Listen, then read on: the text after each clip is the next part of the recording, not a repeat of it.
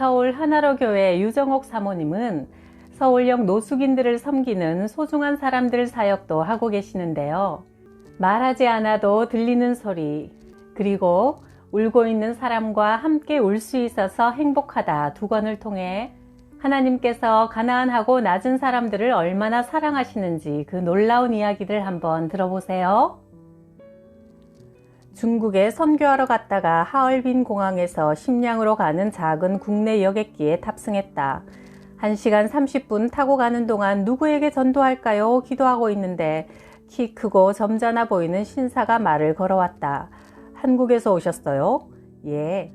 저는 서울 장충교회 집사인데 하얼빈에서 투망 그물을 제작하는 공장을 운영하고 있어요.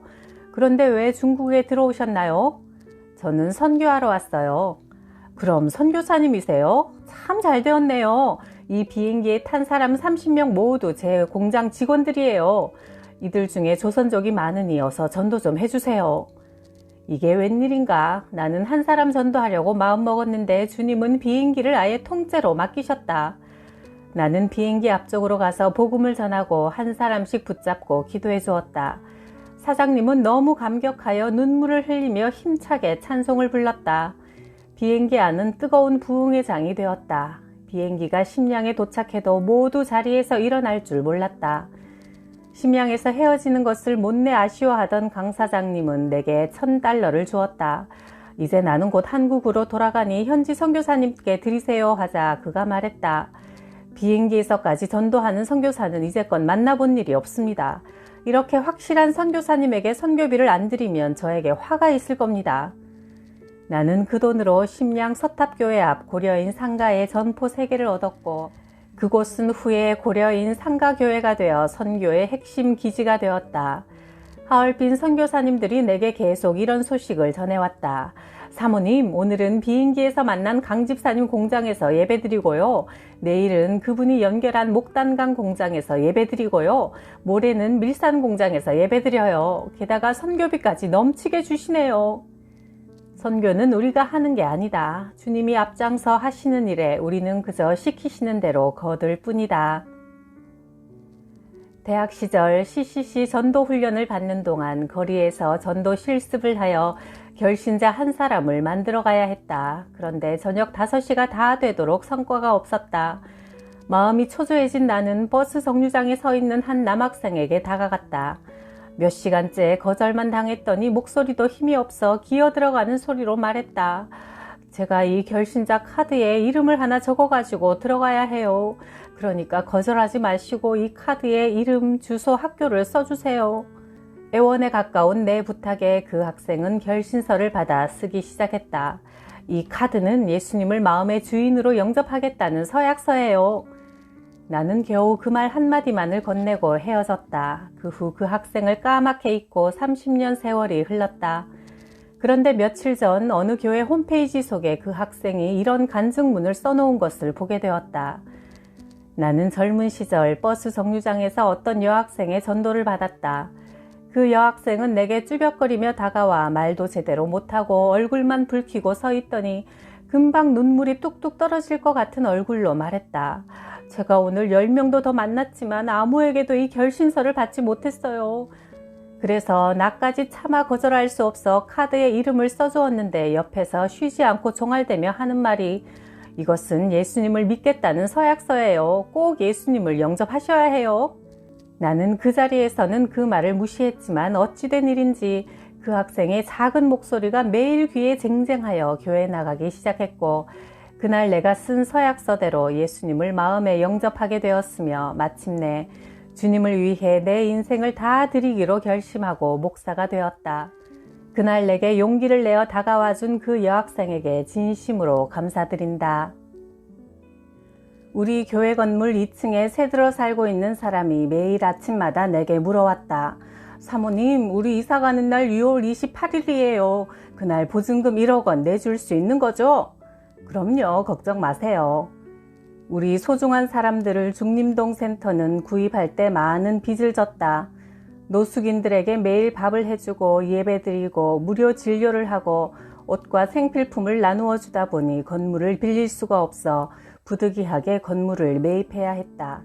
한 후원자가 종잣돈을 주어 그 건물에 새들어 있는 보증금을 전액 승계하고 은행 대출을 받아 구입한 것이다. 우리 건물 2층에 살던 사람들이 계약 만료일이 되어가자 매일 내게 말했다. 사모님, 우리 이사가는 날 6월 28일이에요. 그날 보증금 1억 원 내줄 수 있죠? 그 돈을 현금으로 주세요. 주님, 내일 모레까지 현금으로 1억 원을 달라고 하네요. 주님이 노숙인들을 사랑하심으로 반드시 그 돈을 주실 거라 믿었지만 6월 26일이 되니 밥 먹은 것이 체할 정도로 나도 긴장이 되었다. 그래서 하루 종일 주님, 2층 사람들이 1억 원을 현금으로 달라고 해요. 계속 기도했다. 그날 오후 자원봉사자 집사님이 나를 찾아와 자기 아버지를 만나달라고 했다. 저희 아버지가 어려운 문제가 있어 사모님과 상담하고 싶어 하세요. 그분은 장로님이었다. 처음 만나는 장로님은 내게 몇 가지 질문을 했다. 노숙인을 돕는 일을 하게 된 동기가 무엇이오? 제가 울고 있는 사람과 함께 울 수 있어서 행복하다라는 책을 쓰면서 그 책의 수익금을 주님이 가장 가슴 아파하는 사람들을 위해 다 쓰겠다고 서원했어요. 그때 주님이 내 눈에 노숙인을 보이게 하셨어요. 추운 겨울에 갈 곳 없이 거리에서 자는 노숙인들 때문에 잠이 오지 않아 이 일을 시작했습니다. 노숙인 사역을 해보니 어떤 마음이 듭니까? 많은 사람들이 노숙자들은 일하기 싫어하는 게으른 자들이라 굶어 죽어도 마땅하다고 하지만 사실 노숙자들은 정신적, 육체적으로 치료가 필요한 환자입니다. 그들을 치료할 수 있는 약은 오직 사랑뿐이지요. 저는 그저 추우나 더우나 비가 오나 눈이 오나 그들과 함께 있으려고 합니다. 노숙인들이 예수님을 만나 새로운 가정을 회복하고 건강한 사회인으로 돌아가도록 도와주어 서울역에 노숙인이 한 명도 없게 되는 것이 제 소원이며 꿈이지요. 말없이 내 이야기를 듣던 장로님은 마지막으로 물었다. 이 사역을 하면서 무엇을 가장 중요하게 여깁니까? 주님은 우리가 일을 잘하고 크게 하는 것보다 한 영혼을 귀하게 여기시길 바라심으로 한 영혼에게 모든 초점을 맞춥니다. 그저 노숙인들이 자신이 하나님께 얼마나 소중한 사람인지 깨닫게 해주고 싶고 주님이 그들을 존귀하게 여기는 그 심정으로 저도 그들을 섬기고 싶습니다. 그러자 눈에서 눈물이 흐르기 시작한 장로님이 주님 감사합니다 하시며 여보 그거 갖고 와요 손짓했다. 아내 권사님이 커다란 가방 하나를 들고 나왔다. 장로님이 내게 말했다. 사모님 제가 이번에 사업을 정리하면서 주님께 1억 원을 헌금하겠다고 서원했어요. 처음엔 이곳저곳 6교회에 나누어 주려고 생각했지요. 그런데 오늘 새벽기도 가기 전 꿈을 꾸었어요. 우리 교회 강대상 위에 내 가방이 놓여 있는데 하늘에서 천사가 내려오더니 내 가방을 열어보고 내게 나누지 마라 하셨지요. 깜짝 놀라 잠에서 깨어보니 새벽기도 시간이었어요. 기도하며 그 꿈을 묵상하니 나눈다는 것은 내 체면, 내 명예를 드러내려는 마음이므로 순수한 헌금이 아니라는 것을 깨닫고 오늘 하루 종일 내가 헌금을 나누어 주려 했던 6곳 대표들을 만나 이야기를 나누었습니다. 그런데 성령님께서 사모님께 다 드리라고 제 마음에 확신을 주셨어요. 그런데 참 이상하지요? 주님은 왜 저에게 1억 원을 현금으로 준비하라고 하셨을까요? 수표로 주면 서로 가볍고 간단할 텐데 말입니다. 가방에 가득 담긴 묵직한 1억 원을 현금으로 건네받으면서 내 눈에서도 주체할 길 없는 감사의 눈물이 하염없이 흘러내렸다. 가사 도우미를 식모라고 부르던 시절의 일이다. 나와 함께 장애인 돕는 일을 하던 한 여집사님이 남편 때문에 괴로워하고 있었다. 남편이 저를 교회 나가지 못하게 핍박할 뿐 아니라 교회 이야기는 한마디도 못하게 해요. 만약 나를 교회 나가지 못하게 하면 차라리 죽어버리겠다고 해도 들은 척도 안 해요. 남편에게 누군가 예수님을 믿도록 전도를 해주어야 하는데 절대로 들으려 하지 않으니 누가 감히 전할 수 있겠어요. 유명한 목사님을 집으로 여러 번 모시고 갔지만 목사님들이 난처할 만큼 매몰차게 거절했어요. 나는 이 안타까운 사연을 듣고 말했다.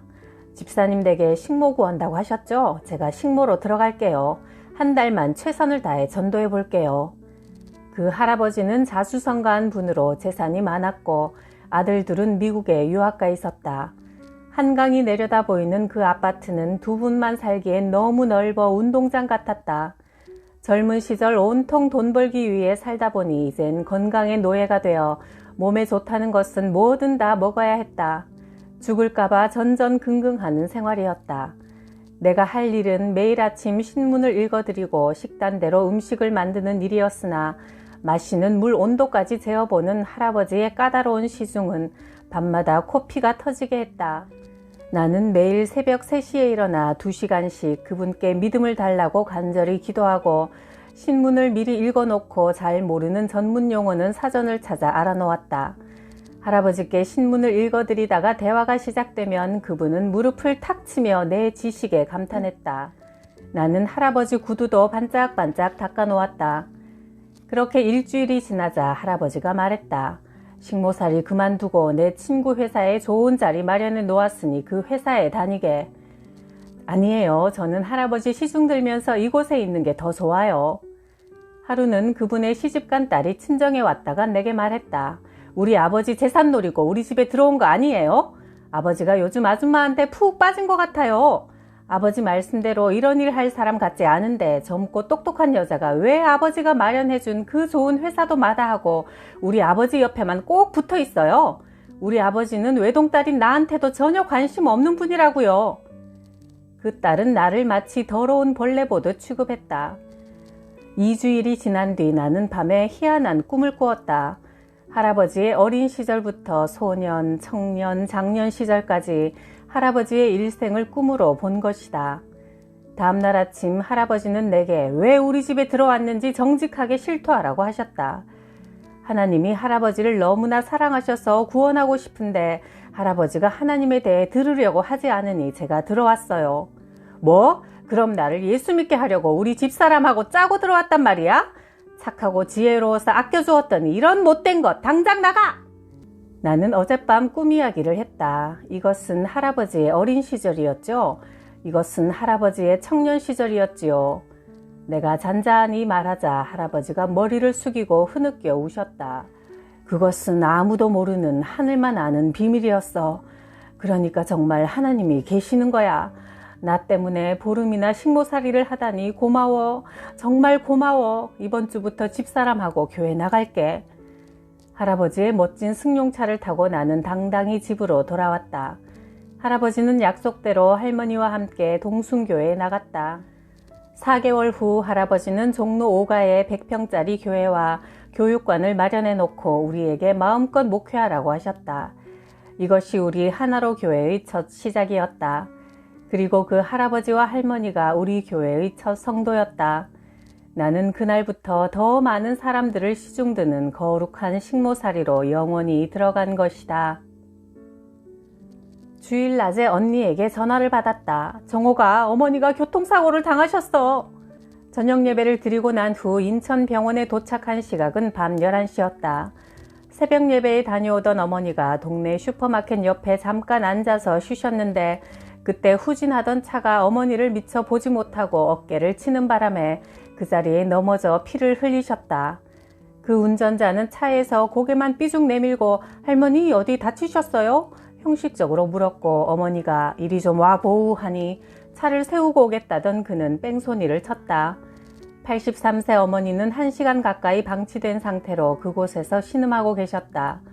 그 운전자는 노인이 정신없는 상태에서 자신의 차 번호를 외웠으리라고는 상상도 못했나 보다. 후에 소식을 듣고 달려간 사위에게 어머니는 말했다. 나를 차에 치고 도망간 사람은 우리 동네 사람일 거야. 내 차 사고를 목격한 사람은 슈퍼에 물건을 사러 왔던 빌라 2층에 사는 할머니야. 그 운전자를 찾으면 아무 소리 하지 말고 내게로 데려와. 내가 할 말이 있어. 형부가 뺑소니 운전자를 찾아내자 처음에 그는 전혀 그런 일이 없다고 딱 잡아떼다가 목격자가 나서니 잘못했다고 시인하여 어머니와 만나게 되었다. 병원에 찾아온 운전자와 그의 아내는 무릎을 꿇고 어머니에게 용서해 달라고 싹싹 빌었다. 어머니가 말했다. 용서해 줄 테니 나와 같이 교회 나갑시다. 네, 할머니 용서해 주셔서 정말 감사해요. 이제 저희 차로 교회로 모시고 갈게요.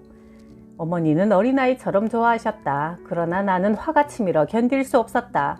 사람을 차에 치워놓고 뺑소니를 친 그런 사람은 다시는 그런 짓 못하도록 뼈아픈 후회를 하게 해줘야 돼요. 어머니는 내 손을 가만히 잡고 말씀했다. 정호가, 내가 아무리 전도하려 해도 늙으니까 전도를 못해. 누가 이 늙은이 말에 귀를 기울여 줘야 말이지. 젊은이들에겐 말 한마디 붙이기가 아주 힘들어. 그런데 그 젊은 운전자는 무릎을 꿇고 내 말을 꼼짝없이 잘 듣잖아. 한 영혼을 구원하기 위해 주님은 십자가에서 죽기까지 하셨는데 나는 피 조금 흘리고 2사람이나 전도했으니 얼마나 큰 은혜냐. 그래도 나는 그 사람이 괘씸해서 잘 용서가 안 돼요. 용서받을 자격이 없는 사람을 용서하니까 그게 용서지. 용서받을 만한 사람을 용서하는 게 뭐가 용서야? 생전 예수님을 모르고 살던 그들과 같이 교회 갈 생각을 하니 붕대로 감고 있는 이 상처가 오히려 영광스럽구나. 2008년 미국에서 시작된 경제 위기로 후원금이 뚝 떨어져 크리스마스가 코앞인데 노숙인들에게 선물 하나 나누어 줄 게 없었다. 그러던 중 가뭄의 단비처럼 12월 23일 목도리 200개가 후원 물품으로 들어왔다. 나와 함께 동력하는 김 권사님이 말했다. 사모님, 이틀 후에 성탄 선물로 주면 어떨까요? 그러나 우리 소중한 사람들은 후원 물품이 들어오는 즉시 노숙인들에게 다 나누어 주는 것을 원칙으로 했다. 오늘 들어온 목도리는 곧바로 나눕시다.